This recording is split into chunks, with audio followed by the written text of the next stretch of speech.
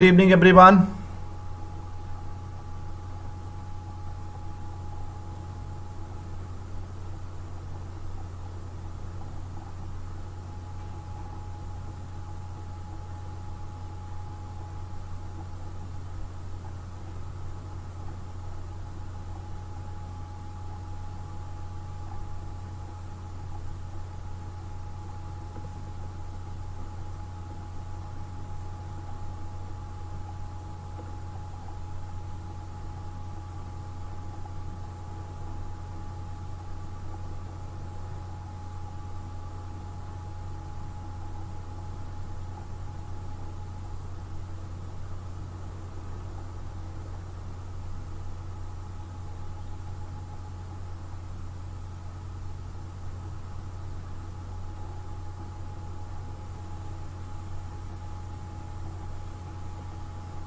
I'm audible to everyone. Everyone is getting my voice. Please reply.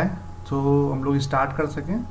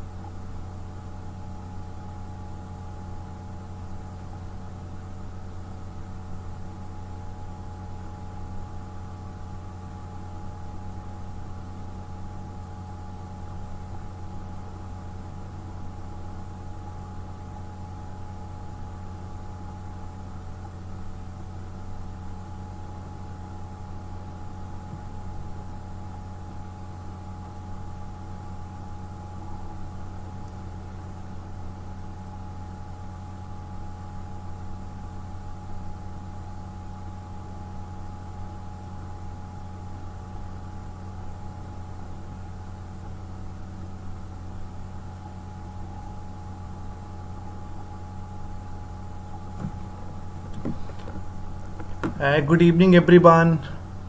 I'm audible to everyone. Please respond. अगर आप लोग को आवाज आ रहा तो बताइए ताकि हम लोग स्टार्ट कर सकें.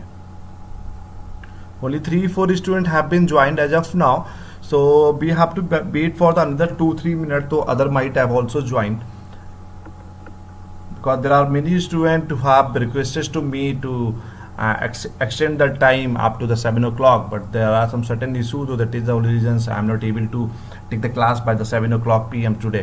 So that is the only reason I am just arranging the class for the as of now.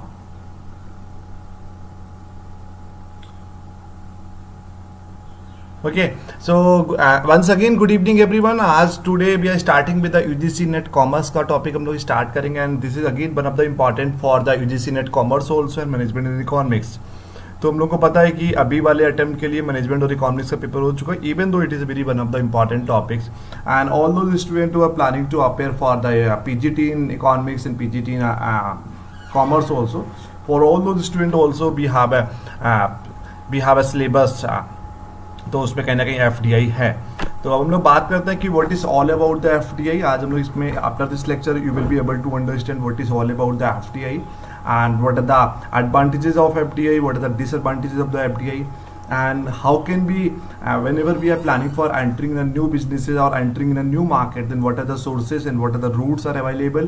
ठीक है, तो दुनिया के अलग अलग देशों के लिए अलग अलग फॉरेन डायरेक्ट इन्वेस्टमेंट्स के रूल हैं. ठीक है, तो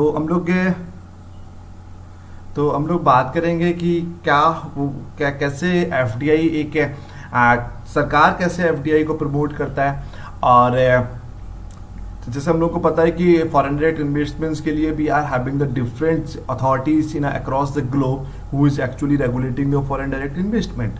तो उन्हीं सब चीज़ों के लिए हम लोग आज बात करेंगे ना, what are the different sectors where the FDI is allow in India. ये भी क्वेश्चंस वो लोग अब तो आपसे पूछ सकते हैं कि किस सेक्टर में कितना % एफडीआई इंडिया में अलाउ है। तो पूरा लेक्चर आज इन सब चीज़ों के बारे में बात करेंगे। तो आपको एक ओवरव्यू दे दिया। Now we are more concern about, तो हम लोग आज बेसिक से स्टार्ट करेंगे what is all about the FDI. तो foreign direct investment is in a classical form is defined as a company from one country making a physical investment into the building a factory in another country. Means suppose that any company who belongs to India and they just want to be start their manufacturing plant in across the globe. ठीक है, जैसे कि टाटा की हम लोग बात करेंगे, Tata belongs to India, तो टाटा के लिए India will be the home country if they are planning to start their plant in middle east और in European country, in African countries.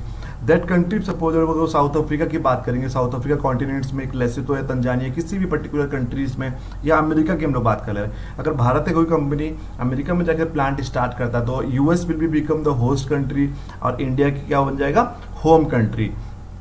ठीक है, तो होम कंट्री होस्ट कंट्री वाला कॉन्सेप्ट पहले समझ लीजिए, क्योंकि पूरे लेक्चर में होम कंट्री होस्ट कंट्री कई बार यूज होगा। तो we should have the basic idea about the what is all about the home country and the host country. Home country, if the company belongs to India, तो India will be the home country for that particular company, and if they are starting the plant in Dubai, तो Dubai will be the host country for the Tata. तो what is all about the FDI, जैसे हमने आपको एक last to last lecture में बताया था कि what are the various modes into the entering international business. अगर मतलब दुनिया के दूसरे देशों में व्यापार करना चाहते हैं तो what are the international modes are available in the market. So we have told you around the direct exporting, indirect exporting, उसके अलावा हमने बात किया था strategic alliance, merger, acquisitions, joint ventures भी हैव टोल्ड यू अबाउट। एक उसमें एक चीज हमने बताया था आपको एफडीआई। तो FDI is all about the foreign direct investment. तो इट इज ऑल अबाउट कि whenever any company they just want to be start their manufacturing plant और दिस, ठीक है, in some foreign country is called FDI. तो FDI के कई सारे modes हो सकते हैं, एफडीआई कई सारे तरीकों से हम लोग कर सकते हैं, वो आगे आपको बताएंगे। तो it's FDI also include the investment made to the acquire the lasting interest in enterprises operating outside of the economy of the investors. ठीक है, तो generally speaking the FDI refers to the capital inflows from the abroad that investment in the production capacity of the economy and, ठीक है। तो अगर बोले हम लोग इनफ्लो ऑफ एफडीआई की बात करेंगे तो और एक आउटफ्लोज ऑफ एफडीआई की बात करेंगे। ठीक है, तो इनफ्लोज ऑफ एफडीआई की हम लोग जब बात करते हैं कि मतलब बाहर की कंपनी, विदेशी company whenever they just want to be start any manufacturing plant in India, it will be called inflow of the FDI. ठीक है, and while talking about the outflows of the FDI, then what, or if all those company who belongs to India, if they are starting their plant in across the globe, that will be called outflows। मतलब अगर हम लोग example से बात करेंगे, if Apple या Samsung और some Vivo, if they are starting the manufacturing plant in India, this is called inflows of the FDI. If Tata और रिलायंस और सम Indian multinational corporations, if they are starting their plant in across the globe, it is called outflows of FDI।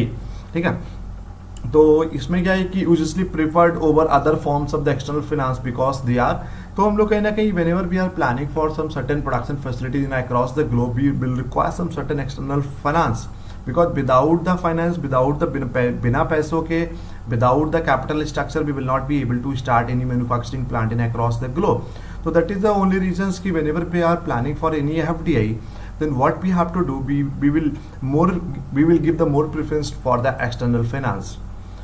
Next we get non-debt creating, non-volatile, and their returns depend on the performance of the project financed by the investors. Means if suppose that if you are financing your project from some other external finance, how will you return the money. अब return क्या करेंगे, return कैसे करेंगे पैसा, तो return of that particular डेप्थ whatever you have taken from some other sources, it will be totally depending on the performance of the particular project. Clear, तो मतलब जो प्रोजेक्ट आपका ओवरऑल ठीक से काम कर रहा है, जो भी प्रोजेक्ट आपका ठीक से काम करेगा, if they are giving some certain performance of your project, तो accordingly we will make it out some certain return to the those persons who have funded your या who have finance your projects. Got it my point. तो next हम लोग बात करते हैं FDI also facilitate the international trade and transfer of knowledge, transfer of technology and transfer of skills. सीधी सी बात है, कहीं ना कहीं एफडीआई की वजह से हम लोग there is a promotion of या there is a movement of free labour and capital from one country to the other countries, there is a transfer of knowledge, there is a transfer of skill, there is a transfer of technologies. So these all are the points we have to be more concerned while moving in some different countries. ठीक है, इसके अलावा हम लोग और आगे बात करते हैं एफडीआई की। FDI relationship consist of the parent enterprises and the foreign affiliate which together form A multinational corporation. मतलब मल्टीनेशनल कॉर्पोरेशंस क्या होता है, एमएनसी की डेफिनेशन आपको बताया भी है, आगे भी बताएंगे जब हम लोग टाइप्स ऑफ कंपनीज की बात करेंगे।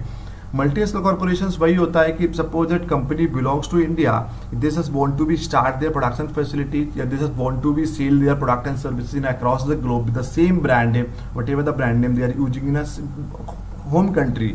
मतलब दुनिया की कोई भी कंपनी वो अपने एक से ज्यादा देशों में व्यापार कर रही है, या तो मैन्युफैक्चरिंग फैसिलिटी उन्होंने स्टार्ट कर दिया, एक्सपोर्ट कर रहा है, प्रोडक्ट सेल कर रहा है, but the brand name should be same. अगर अलग अलग ब्रांड नेम के साथ हम लोग व्यापार कर रहे हैं तो it might not called be the multinational corporation. इसीलिए कि पेरेंट कंपनी हम लोग बात करेंगे, parent enterprises and the foreign affiliate which together form है मल्टीनेशनल कॉर्पोरेशन। मतलब अगर कोई भी कंपनी वो एक देश में बनाकर पूरे जिंदगी भर एक ही देश में व्यापार कर रही है, they are buying and selling in goods and services within the certain geographical boundaries of the country, it will not be called a foreign direct investment. ठीक है, तो हम लोगों को एक फॉरेन डायरेक्ट इन्वेस्टमेंट के तहत हम लोग एक मल्टीनेशनल कॉर्पोरेशन का क्रिएशन करते हैं। ठीक है, तो in order to qualify as a FDI the investment must afford the parent enterprises control over its foreign affiliate. सीधी सी बात है भाई, भारत की कोई भी कंपनी दुनिया के दूसरे देशों में जाकर व्यापार करेगी तो पेरेंट ऑर्गेनाइजेशन तो टाटा ही रहेगा। तो टाटा की ओवरऑल कंट्रोलिंग की हम लोग बात करेंगे, इवेल्युएशन एंड कंट्रोल की बात करेंगे, तो ऑलवेज एफडीआई में याद रखिएगा, always while talking about the controls and rules and regulation always hold by the parent company.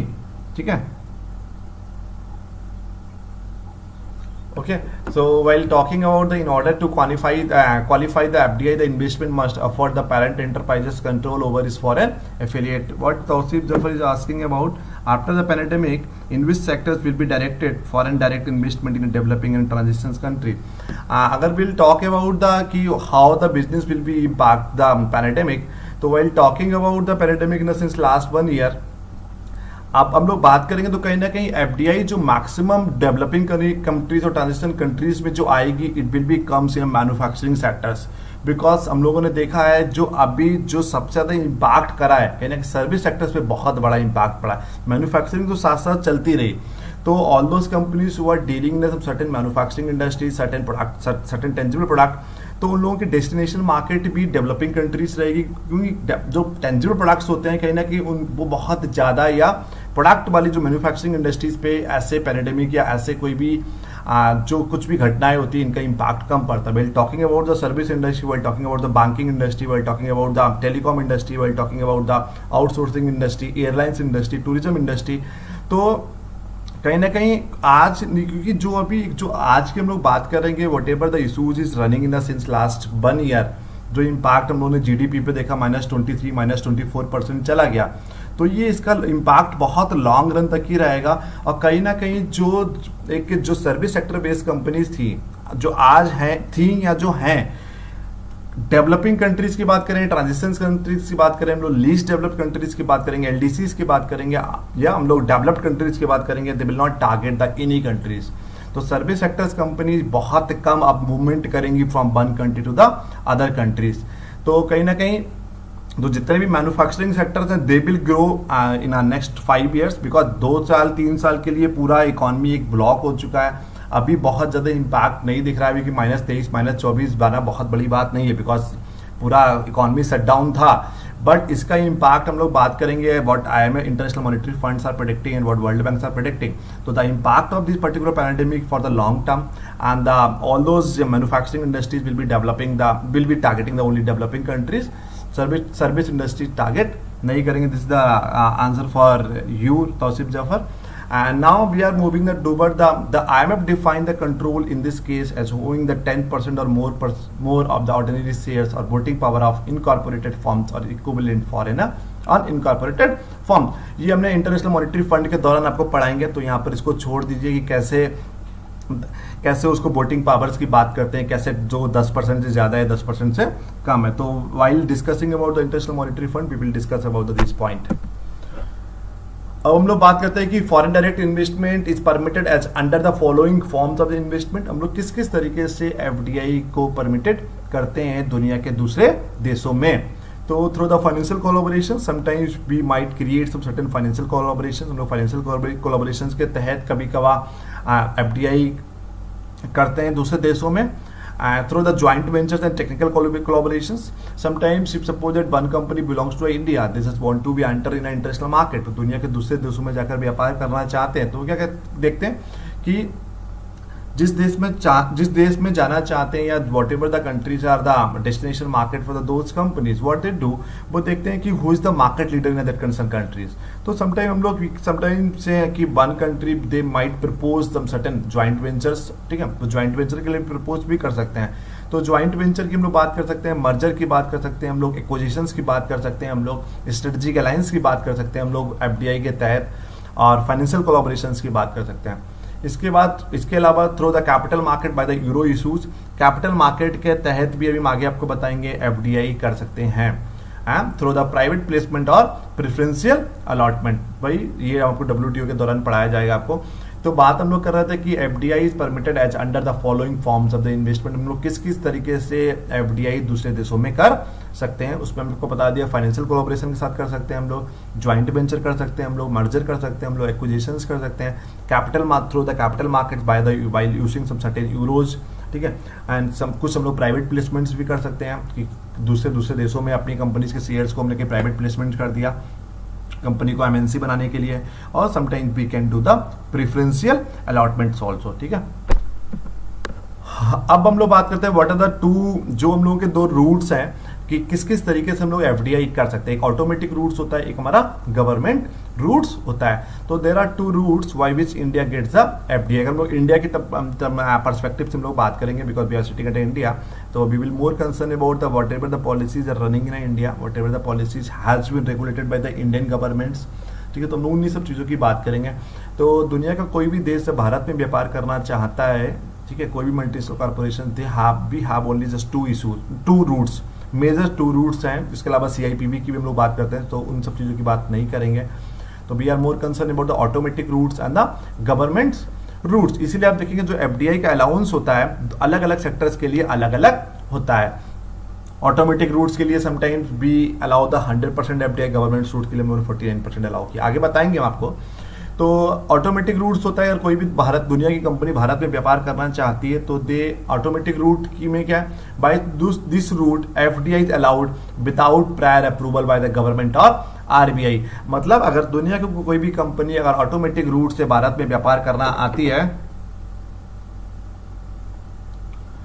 ठीक है, तो if any company they just want to be enter in India, तो if they are coming by the automatic route, what will happen, कहीं ना कहीं तो उसमें क्या होगा कि there will be no prior permissions, prior approvals by the government और आरबीआई। सिंपल, सरकार की और केंद्रीय बैंक की हम लोगों को जरूरत अलाउंस प्रायर अप्रूवल की जरूरत नहीं पड़ती है if any company want to be enter as a automatic route. भाई हम लोग गवर्नमेंट रूट के थ्रू आएगी कोई दुनिया का दूसरा देश, दुनिया की दूसरी कंपनी भारत में व्यापार करना चाहती है, तो what they have to do, तो prior approvals by government is needed via this route, ठीक है। तो without taking some certain rules and regulations, some certain prior approvals, है ना, प्रायर लाइसेंस, तो आपको without taking some certain prior licence and prior rules and prior what we call approvals, दुनिया का कोई भी देश आपके देश में व्यापार करने नहीं आ सकता है। तो this application needs to be made through the foreign investment facilitated portals, ठीक है। तो एफआई का हमारा पोर्टल्स है, तो पहले हम लोगों को एक पोर्टल के थ्रू हम लोगों को एक एप्लीकेशन फिल करना पड़ता है, तो which will facilitate the single window clearance of the FDI applications under the approval routes. तो आपने देखा होगा कि under the since last 5-6 year under after the NDA government came into the existence, what they have done, हमने आपको कई बार single window clearance की बात कर चुके हैं कि एक single window clearance has been prepared by the central governments, कि आपको पहले क्या होता था कि दुनिया का कोई भी देश भारत में व्यापार करना आना चाहता था तो we had some certain different regulatory authority जिनसे भी they had to take some certain approvals. अगर मान लीजिए कि अगर आप कोई अगर यहाँ पर अगर एक्सपोर्ट इंपोर्ट करना चाहते हैं तो एक्सपोर्ट इंपोर्ट के लिए भी have the an number of the different regulatory authorities. कि आपको बताया भी हमने कि भाई अगर आपको टेक्सटाइल के लिए अलग इंडस्ट्री है, ऑटोमेटिक टेक्सटाइल के लिए अलग है, ऑटोमोबाइल के लिए अलग है हमारा, ठीक है, कॉस्मेटिक के लिए अलग हो गया हमारा, फूड के लिए अलग हो गया, जेम्स एंड ज्वेलरी के लिए अलग हो गया। उसके अलावा हमको स्टेट गवर्नमेंट से अप्रूवल लेना पड़ता था, सेंट्रल गवर्नमेंट से अप्रूवल लेना पड़ता था, डिफरेंट टैक्सेशन अथॉरिटीज से अप्रूवल लेना पड़ता था। उसके अलावा जो लोकल की म्युनिसिपल कॉर्पोरेशन थे उन सब चीजों से अप्रूवल हमको लेना पड़ता था। But after the single window clearance, if any multinational corporation they just wanted to be enter in a Indian territory, what they have to do, they have to be made some certain applications through the foreign investment facilitating portals. What that portal will be facilitated for the single window clearance. मतलब आपको एक token number मिल जाएगा, भाई आपको एक number मिल जाएगा, tracking number, तो token number type का मिलेगा, तो उससे आप ट्रैक कर सकते हो कि आपके एप्लीकेंट्स आपकी स्टेटस उसका क्या है, कि अभी it has been approved, it has been rejected, तो अगर अप्रूव भी हुआ तो किसके डिपार्टमेंट से अप्रूव हो चुका है। तो this application will be forwarded to the respective ministries, भाई हमने आपको बता दिया पहले। तो this application will be forwarded to the respective ministries which will act on the applications as per the standard operating procedure, जो एक स्टैंडर्ड ऑपरेटिंग प्रोसीजर है उसके अकॉर्डिंगली काम करेगा। उसके बाद हम लोग वही FIPB का नाम सुना होगा आप लोगों ने, फॉरेन इन्वेस्टमेंट प्रमोशंस बोर्ड की बात करेंगे। तो foreign investment promotion board which was the responsible agencies to oversee this route was abolished on the 24th May 2017. It held its last meeting on 17th April, which was the 245th meeting of the board. ठीक है, तो हमको उससे मतलब नहीं है कि ये याद रखिए कि जो फॉरेन इन्वेस्टमेंट प्रमोशनल बोर्ड था वो हमको स्क्रैप कर दिया गया है हमारा, किसके द्वारा, यूनियन गवर्नमेंट ने उसको स्क्रैप कर दिया। क्लियर। तो हम लोगों की ये है कि गवर्नमेंट रूट सीधा सा समझ लीजिए कि अगर आप गवर्नमेंट रूट के तहत भारत में FDI करना चाहते हैं then we have to be take the prior approval from the government of the different ministries, क्योंकि किसी न किसी मिनिस्ट्रीज के अंदर काम करेंगे ना। टेक्सटाइल होगा तो टेक्सटाइल की अलग मिनिस्ट्री है, ऑटोमोबाइल होगा उसका अलग, मैन्युफैक्चरिंग का अलग मिनिस्ट्री हो गया हमारा, ठीक है। अब स्मॉल स्केल इंडस्ट्रीज में आ रहा है उसके लिए अलग अलग मिनिस्ट्रीज हो गया, उसके लिए अलग रेगुलेटरी अथॉरिटीज हो गई। तो भारत में अलग अलग मिनिस्ट्रीज हैं, अलग अलग रेगुलेटरी अथॉरिटीज हैं who are actually managing the entire business system in India, ठीक है। तो गवर्नमेंट रूट हो, आई थिंक ऑटोमेटिक रूट आपको समझ में आ गया होगा और डिटेल में आपको नहीं पढ़ना है। उसके अलावा I will be sharing the PPT after this lecture, then you will be able to understand what is all about the content, okay. And now we are moving towards the what are the entry strategies for the foreign investors, ठीक है। तो कि मतलब अगर विदेशी investors हैं तो उन लोगों के लिए क्या क्या एंट्री स्ट्रेटजीज क्या क्या हो सकती हैं, क्लियर। तो अभी तक की कोई डाउट किसी को, if anybody is having any doubt तो प्लीज रिस्पॉन्ड, तो otherwise shall be proceed further. तो impact of COVID-19 on the FDI will increase or decrease in as of now। अगर हम लोग बात करेंगे, अगर शॉर्ट टेन्योर की बात करेंगे तो देखेंगे FDI इंक्रीज ही होगा, ठीक है।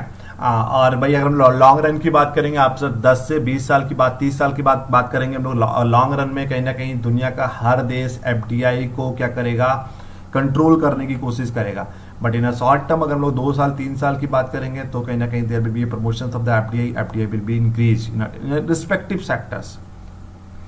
सीधी सी बात है, FDI उन्हीं सेक्टर्स में इंक्रीज होती है वेरेवर यू आर, जहां पर आपको कहीं ना कहीं एक कॉम्पिटिटिव एडवांटेजेस नहीं है, जहां पर आपको you are having some certain competitive cost advantages, जहां पर आपको लगता है you have some certain absolute advantage, you have some competitive cost advantages, तो उन सेक्टर्स में हम लोग FDI को कभी प्रमोट नहीं करते हैं। So I think nobody is replying, so nobody is having any doubt. So we are moving towards what are the strategies available for the foreign investors, ठीक है। तो पहले हम लोग बात करते हैं कि foreign companies has the following options to set up the business operations in India, ठीक है। तो भारत विदेशी कंपनीज के पास कई सारे ऑप्शंस हैं अगर भारत में बिजनेस सेट करना चाहते हैं। तो पहला हो गया by incorporating a company under the companies act 1956। Firstly we have to be gone through the under the Indian companies act 1956। आप उसके बाद आप एक होली ओन्ड सब्सिडी भी अपनी मतलब पूरी तरह से अपनी एक कंपनी भी खोल सकते हैं या अपनी सब्सिडीज कंपनीज को भी ओपन कर सकते हैं। अदरवाइज आप क्या कर सकते हैं, you can proceed with the joint ventures, आप ज्वाइंट वेंचर भी कर सकते हैं।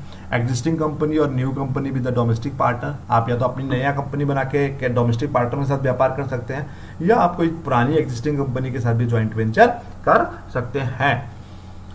अब बात करते हैं कि एज एन अनइनकॉर्पोरेटेड एंटिटी की बात करेंगे। लाइजन ऑफिस है हम लोगों के यहाँ, प्रोजेक्ट ऑफिसेज हैं, ब्रांच ऑफिसेज हैं। तो these 3 offices are also assisting the foreign companies whomsoever they wanted to become in India। ठीक है, तो हम लोग पहले बात करते हैं लाइसेंस ऑफिसेज की क्या है। तो license offices not permitted to undertake any commercial trading in the industrial activities and they are mainly, license offices का काम क्या होता है, they are mainly for to collecting the information about the possible market opportunities and providing the information about the company and its products to the prospective Indian customers।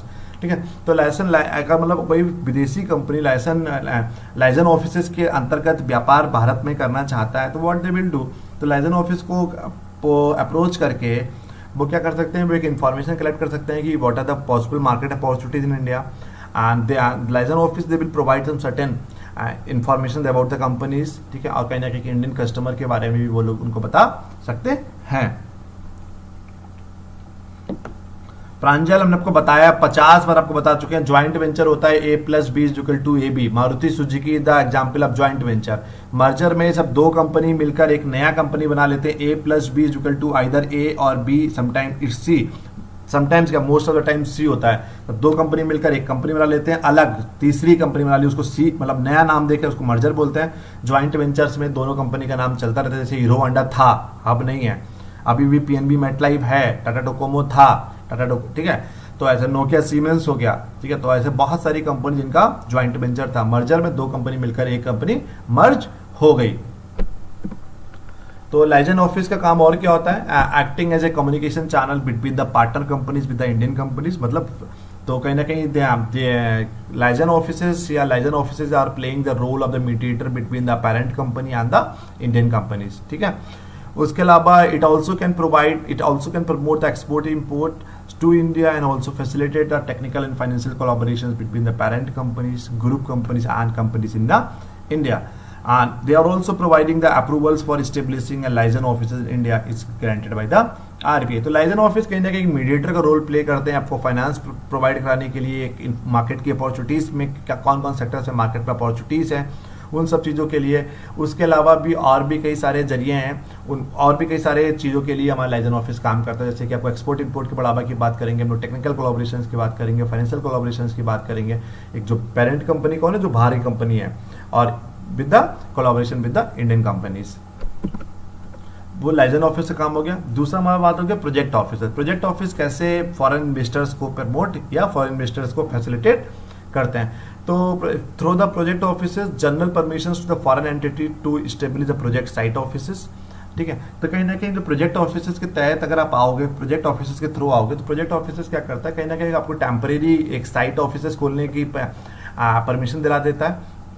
Such offices cannot undertake or carry on any activity other than the activity relating or incidental to the execution of the project। मतलब जो आपको जो project offices होते हैं वो कहीं ना कहीं आपको प्रोडक्शन करने की या बिजनेस करने की आपको परमिशन नहीं देंगे, वो आपको केवल इतना परमिशन दिला देंगे कि ठीक है आप अपना एक यहाँ पर ऑफिस खोल लीजिए टेम्परेरी बेसिस पे, ताकि आपने जो प्रोजेक्ट है प्रोजेक्ट को आप प्लान कर सकें, क्योंकि प्रोजेक्ट प्लान करने में कभी कभार साल 2 साल 5 साल भी लग जाता है। तो प्रोजेक्ट ऑफिस के तहत हम लोग क्या करेंगे, दे विल मतलब all those project office what they are doing, they are assisting to the foreign companies to for providing them certain temporary or some project offices in India, and apart from this what they will do, कहीं ना कहीं बोलो क्या, उसके अलावा कहीं ना कहीं आपको एक general permissions also for remitting the surplus funds after completion of project और production of the following documents. ठीक है, तो कहीं ना कहीं प्रोजेक्ट ऑफिस का काम है एक टेम्परेरी आपको जगह दिलाना, जब तक कि आपको कोई प्रोजेक्ट का एग्जीक्यूशन नहीं हो पाएगा, प्रोजेक्ट फाइनल नहीं हो पाएगा, जब तक कि वो आपको प्रोजेक्ट ऑफिस काम कराता रहेगा। अब हम लोग बात करेंगे ब्रांच ऑफिसेज की।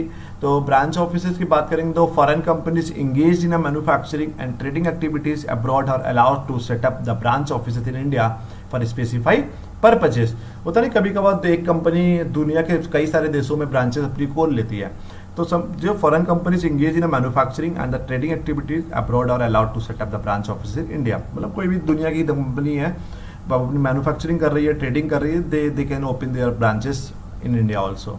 तो branch office are establish with the approval of RBI. RBI के अप्रूवल के बाद ही आप ब्रांच ऑफिस भारत में खोल सकते हैं। Permitted to the remitted the outside India profit of the branch. ठीक है, सिंपल है, उसको बात नहीं करेंगे। अब हम लोग बात करते हैं कि foreign investment through the GDR. GDR भाई हम लोग ग्लोबल डिपोजिटरी राइट्स की बात करेंगे। ये वाला एक बहुत इंपॉर्टेंट पॉइंट है, इसको नोट कर लीजिएगा। Foreign investment through the GDR is treated as a FDI. लोगों को लगता है ये फॉरेन इंस्टीट्यूशनल इन्वेस्टमेंट होता है, एफआईआईस नहीं होता है। क्वेश्चन ये आया हुआ भी है बहुत सारे क्वेश्चंस में, इवन द यूपीएससी को और इंडियन इकोनॉमिक सर्विसेज में भी पूछा गया है कि हाउ द फॉरेन इन्वेस्टमेंट्स, ठीक है, रिलेटिंग विद द जीडीआई। तो ठीक है, जीडीआर तो ग्लोबल डिपोजिटरी राइट के तहत भी कोई अगर इन्वेस्टमेंट आपके देश में आ रहा है, it will be treated as a foreign direct investment in your country. ठीक है, तो अब हम लोग बात करेंगे क्लियरेंस ऑफ द, पहले इसमें क्या होता है कि पहले आपको क्लियरेंस फ्रॉम द एफआईपीबी। तो पहले एफआईपीबी से आपको क्लियरेंस लेना पड़ता था, मैं आपको बताया था। ठीक है, वही हम लोग का फॉरेन इन्वेस्टमेंट प्रमोशनल बोर्ड्स है। तो इसकी हम लोग अब बात बहुत कम करेंगे, कहीं ना कहीं आप केवल सर्टेन चीज़ों के लिए एफआईपीबीज का हम लोगों को लेना पड़ता है, अदरवाइज क्योंकि एफआईपीबीज पूरी तरह से आपको स्क्रैप कर दिया है। तो there is no restrictions on the number of euro issues to the floated by the a company और group of company in the financial year.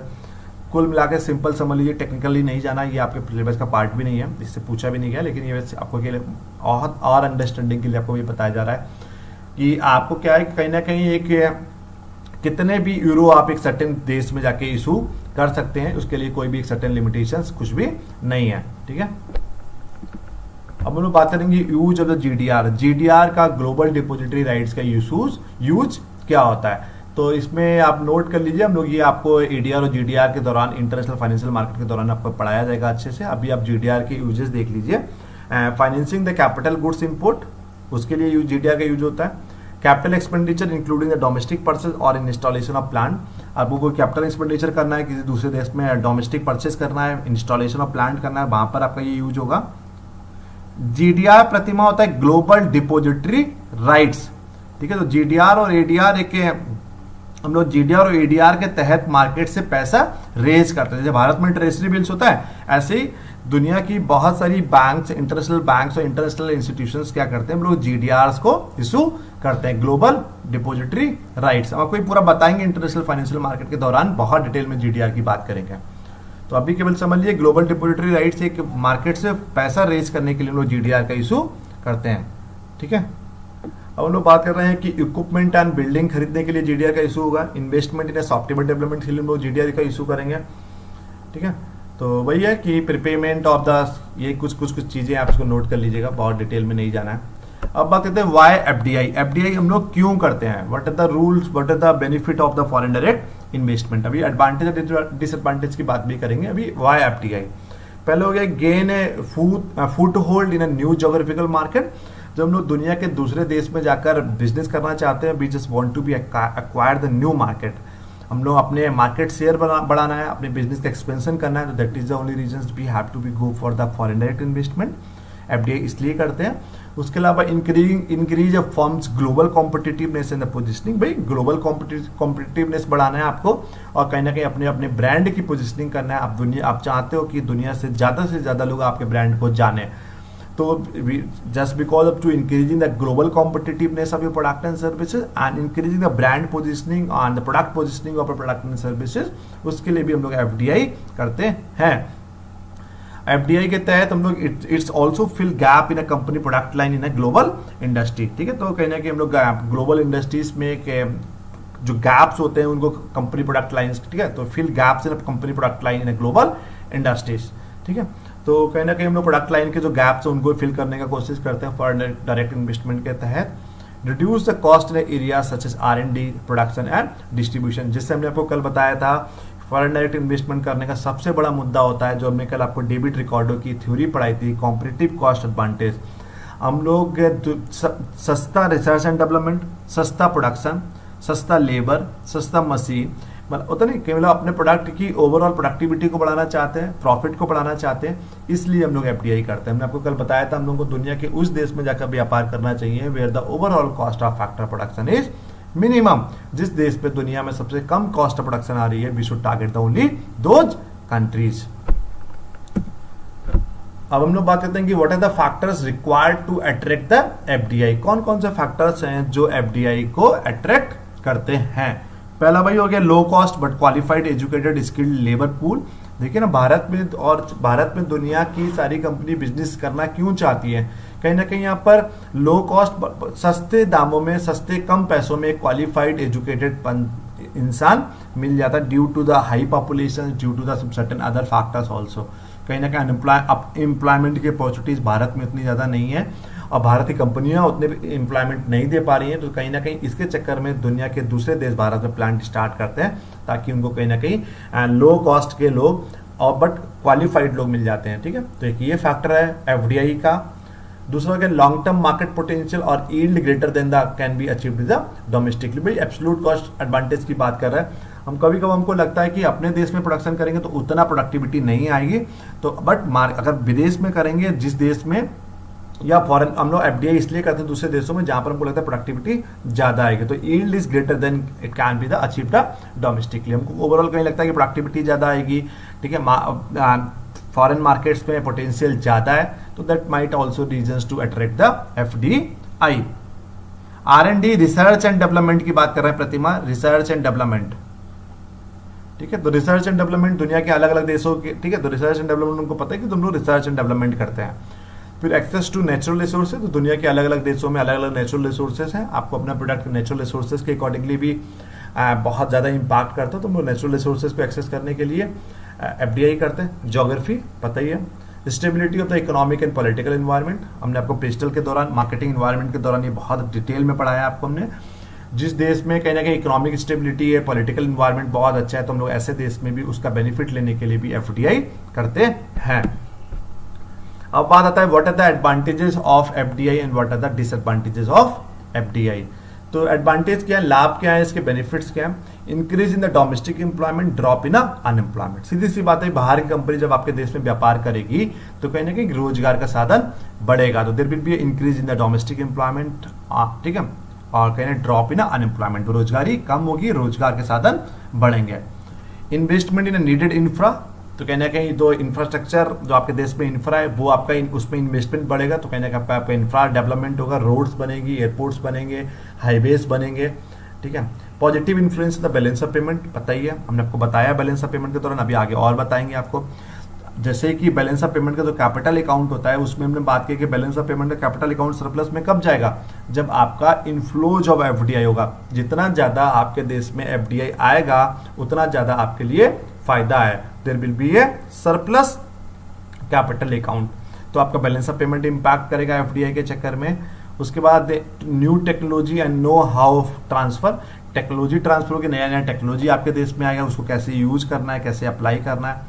Increase the capital investment, ये तो सीधी सी बात है, बाहर का जब आदमी में पैसा लेके आएगा, इन्वेस्टमेंट करेगा, तो कहने की कैपिटल इन्वेस्टमेंट इंक्रीज होगा।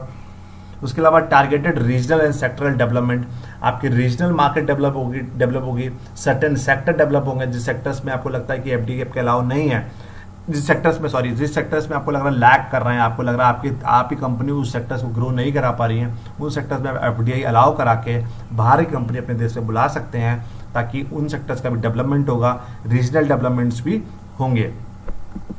अब हम लोग बात करते हैं डिसएडवांटेजेस के, हानि नुकसान क्या है एफडीआई के।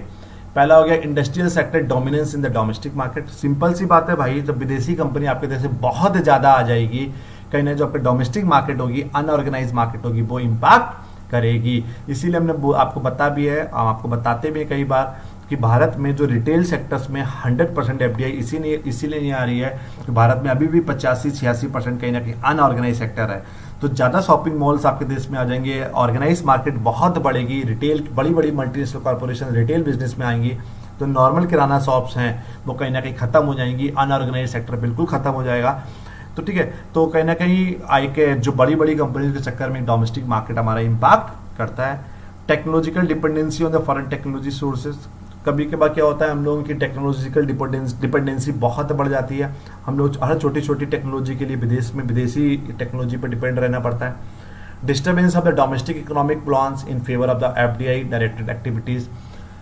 आपके जो डोमेस्टिक इकोनॉमिक प्लान्स हैं वो कहीं ना कहीं डिस्टर्ब हो जाते हैं, बिकॉज एफडीआई को अट्रैक्ट करने के लिए उनको अलग पॉलिसी बनानी पड़ती है, लेकिन उनको कहीं ना कहीं जो रूल्स रेगुलेशन चलाएंगे वो आपके लिए सेम ही चलाने पड़ेंगे। अगर आपने जीएसटी चला दिया 18%, जो आपकी कंपनी के लिए 18 होगा, विदेशी कंपनी के लिए 18 होगा, तो कहीं ना कहीं बट विदेशी कंपनी 100 रुपये का प्रोडक्ट बना रहा है, वो 100 रुपये में 18% हुआ, वो 118 रुपये का हो गया, तब भी वो कहीं ना कहीं प्रोडक्ट मार्केट में सेल कर रहा है। बट जो आपके देशी कंपनी है वो 200 रुपये का प्रोडक्ट बना रही है, उसका 18% हो गया, 36 रुपये, वो 236 रुपये प्रोडक्ट मार्केट में सेल कर रही है। तो कहीं ना कहीं जो एक एफडीआई के चक्कर में आपके जो डोमेस्टिक इकोनॉमिक प्लान्स होते हैं उस पर भी इम्पैक्ट पड़ता है, क्योंकि पॉलिसी आप जो बनाओगे वो डोमेस्टिक विदेशी कंपनी पे भी अप्लाई होगी।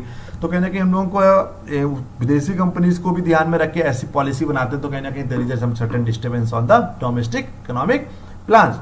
उसके बाद हम लोग बात करते हैं कि cultural changes created by the ethnocentric staffing, the infusion of the foreign culture and foreign business practices. देखिए हमने आपको बताया भी था, बिजनेस इन्वायरमेंट के दौरान आपका कल्चर भी इम्पैक्ट करेगा, कल्चर इम्पैक्ट करेगा, लैंग्वेजेस इम्पैक्ट करेगी, रिलीजन इम्पैक्ट करेगा। तो कहने का overall there is a impact of the culture and socio culture, आपके समाज पे, सोसाइटी पे इम्पैक्ट। आज एक मल्टीनेशनल कॉर्पोरेशंस की वजह से कहीं ना कहीं कल्चर पे इम्पैक्ट पड़ा है, ठीक है। अब हम लोग बात करते हैं कि एडवांटेजेस ऑफ एफडीआई, जो stable democratic environment over 60 year of the independence. एक एडवांटेज इंडिया के लिए क्या है, एक लार्ज एंड ग्रोइंग मार्केट हो गई है, world class scientific, technical and managerial manpower की हम लोग बात करते हैं, cost effective and the highly skilled labour है, and the evidence of the natural resources, ठीक है। तो कहना कि भारत में अगर कोई एफडीआई करना चाहता है तो उसके लिए ये सब बेनिफिट है। तो नेचुरल रिसोर्सेज बहुत बढ़िया है, ठीक है। और दूसरी हम लोग बात करते हैं बहुत ज़्यादा cost effective highly skilled labour है भारत में, लार्ज बहुत बड़ी अनटेप्ड मार्केट है, बहुत बड़ा मास पॉपुलेशन है भारत में, world class scientific and technical and managerial manpower की बात हम लोग भारत में कर सकते हैं। उसके अलावा well stablish legal system with the independent judiciary, ठीक है। भारत में एक कॉन्स्टिट्यूशन है, संविधान के तहत सबको काम करना पड़ता है। तो we have some certain well stablish legal system with the independent judiciary, वो जुडिशरी किसी के अंतर्गत नहीं आती है। And develop the banking system in the vibrant capital market, banking system बहुत स्ट्रांग है, बहुत ज़्यादा बैंक्स और बहुत ज़्यादा फाइनेंशियल इंस्टीट्यूशन है वो कहीं ना कहीं वो आपके सपोर्ट करते हैं, और एक वाइब्रेंट कैपिटल मार्केट है। तो उसमें भी एक स्टॉक कैपिटल मार्केट की लोग बात करेंगे, स्टॉक मार्केट की बात करें, वो भी कहीं ना कहीं बहुत ज़्यादा इम्पैक्ट डालती है।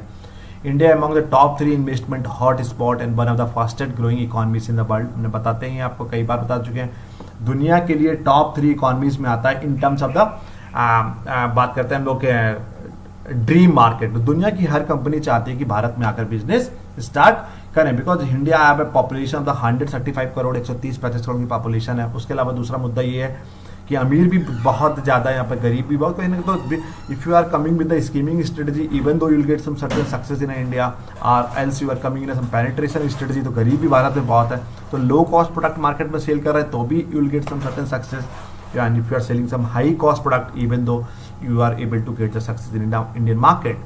तो कहीं ना कहीं एक India is the fastest growing economy in the world as we know. And दूसरी बात करते हैं large economic, large English speaking population, दुनिया में सबसे ज़्यादा इंग्लिश स्पीकिंग पॉपुलेशन भारत में बहुत ज़्यादा है। हम लोग उन कंट्रीज से तुलना नहीं करेंगे जो इंग्लिश स्पीकिंग है, जो नॉन इंग्लिश स्पीकिंग कंट्रीज हैं उन कंट्रीज की तुलना बात करेंगे, उन कंट्रीज की तुलना करेंगे तो भारत में सबसे ज़्यादा लोग इंग्लिश स्पीकिंग वाले लोग मिल जाएंगे। अब लास्ट हम लोग बात करते हैं sector wise FDI in India. तो देखिए ये जो अभी आपको पढ़ा रहे हैं तो इट माइट चेंज, आपके पेपर तक ये चेंज भी हो सकता है। तो ये एज ऑन डेट हम आजकल की बात कर रहे हैं, 10-5 दिन पुराना डेटा ही हमारा, बहुत पुराना डेटा नहीं है। तो अभी कुछ सेक्टर्स की, तो इसमें आपको बहुत डिटेल में नहीं जाना है। Sector wise FDI in India की बात करेंगे तो since last 5 year India receive the most of its FDI from Mauritius, Singapore, Netherland and Japan and the US. On 25 September 2014, the government of India launched Make in India initiative, in which policy statement of the 25 sectors were released by the relaxed norms on each sectors. ठीक है। तो भाई हम लोग बात करेंगे infra की बात करेंगे तो 10% of the Indian GDP is based on the construction activities. Indian government has invested 1 trillion on infra from 2012 से 2017 तक की, और 40% of this 1 trillion has to be funded by the private sector. तो 1 ट्रिलियन की जो इकॉनमी है, 1 trillion जो पैसा फंड किया है इंफ्रा में, उस पर 40% किसने फंड किया है? कहीं ना कहीं प्राइवेट सेक्टर्स ने फंड किया है। तो इसमें देखिए कि 100% FDI under the automatic root is permitted in the construction sector for cities and township.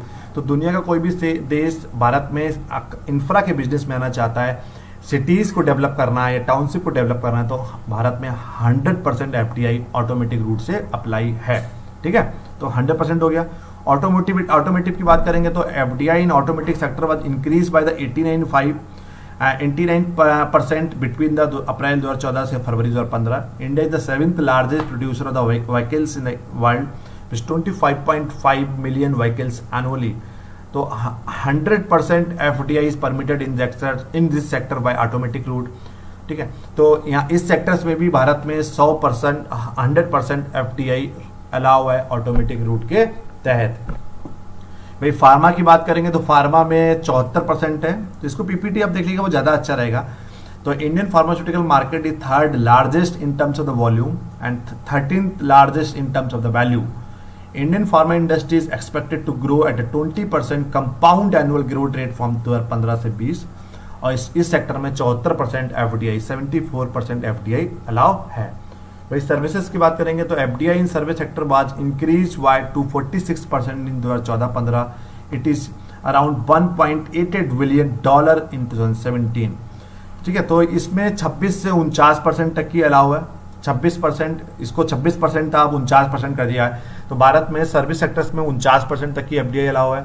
Railway में बात करेंगे तो 100% FDI allow under the automatic root in most of the areas of railway other than the operations like high speed train, railway electrification, passenger terminal, mass rapid transport services, Mumbai Allahabad high speed corridor project as a single largest railway project in India, other being CSTM panel suburban corridor.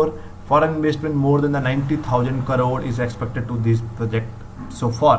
तो कहीं ना कहीं हम लोग under the automatic root हम लोग के 100% FDI railway में अलाउ है, बट कुछ एरियाज में, जो एरिया हमने आपको यहाँ पर बताए हैं। ठीक है, फिर केमिकल इंडस्ट्रीज की हम लोग बात करेंगे तो केमिकल इंडस्ट्रीज में India is earn revenue around this. ठीक है, तो केमिकल इंडस्ट्रीज की बात करिए हम लोग, क्लियर। फिर टेक्सटाइल की बात करिए, टेक्सटाइल में क्लियर।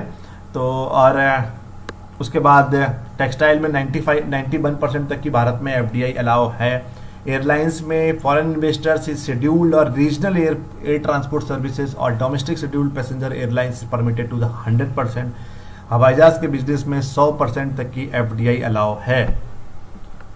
तो thank you so much for joining. If anybody is having any doubt, it was a very detailed lecture regarding the FDI.